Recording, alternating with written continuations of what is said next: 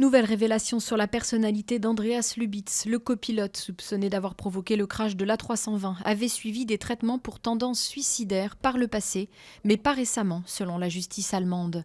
Le parquet de Düsseldorf précise qu'aucune lettre n'annonçant un éventuel projet de faire s'écraser un avion n'a été retrouvée.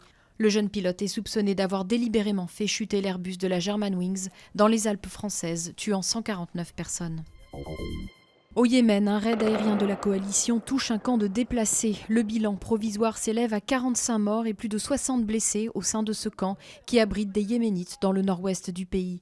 Depuis 5 jours, les avions d'une coalition de pays arabes conduite par l'Arabie saoudite ciblent les positions des rebelles chiites Houthis soutenus par l'Iran. La saga du nucléaire iranien s'achemine vers son dénouement. Pour la première fois depuis des mois, les chefs de la diplomatie des grandes puissances et de l'Iran se sont retrouvés à Lausanne autour de la même table. Ils tentent de lever les derniers obstacles à un accord jugé faisable avant l'échéance de mardi. Objectif, empêcher Téhéran de se doter de la bombe atomique en échange d'une levée des sanctions internationales.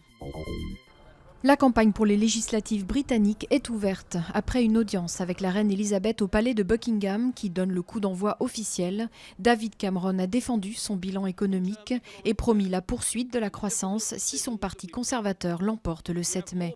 Le Premier ministre, qui brigue un deuxième mandat, aborde le scrutin au coude à coude avec l'opposition travailliste.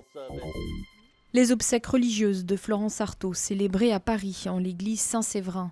Âgée de 57 ans, la navigatrice est décédée le 9 mars dans un accident d'hélicoptère en Argentine, pendant le tournage d'une émission avec 7 autres Français.